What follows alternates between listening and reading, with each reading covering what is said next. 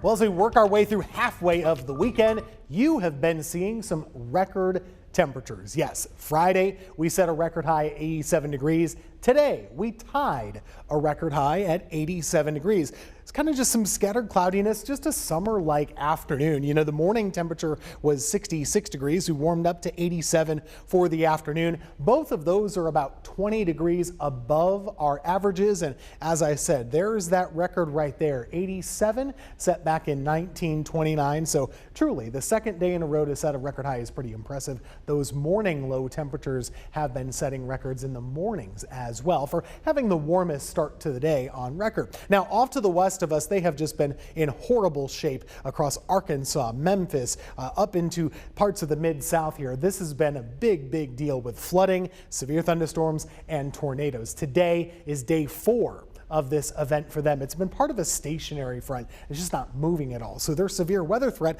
continues into tonight. And this does shift our way by Sunday, but thank goodness for us, boy, is it going to be a lot weaker when it gets closer to our area. We are barely in the level 1 concern here for a damaging wind gust or some hail tomorrow night into Monday morning. What I want you to be keeping an eye on is tomorrow evening through midday on Monday, we're likely to have some rounds of rainfall, and occasionally it is going to be heavy rainfall. This could probably most impact that Monday morning commute. So rain gear, you got to have that, but also caution on the roadways. I think you'll want to be slowing it down and kind of being extra cautious to begin the work week. Here's how it's happening. We have high pressure that's sliding away from us, then a cold front approaching. So the heat is still there for Sunday. If you have plans in the morning, the midday, even most of the afternoon, you should be fine.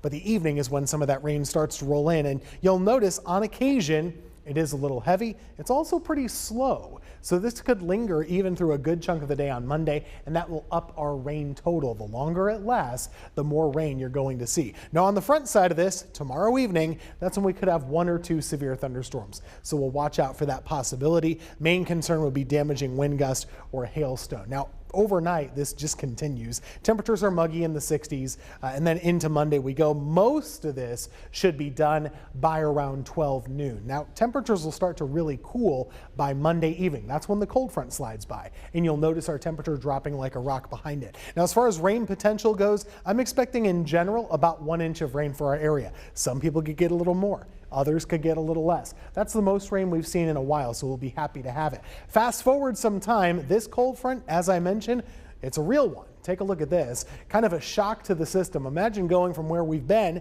in the upper 80s back down to the low 30s. That's the reality, and a frost advisory or a freeze warning is possible for Wednesday morning. So anything you have outside that needs to be covered up or brought inside, this is a couple of days advance warning for that. Here's your planner for Sunday. Dry in the morning, dry in the midday, and dry for most of the afternoon, but rain is likely by the end of the evening. Temperatures will vary depending on where you are, but in general, we're in the 80s in most spots. Pollen will go down a little over the next couple of days, courtesy of the colder weather and, of course, the rainfall too. So we are expecting some rain Sunday into early Monday. After that, much colder weather. We could have some of that frost early on Wednesday.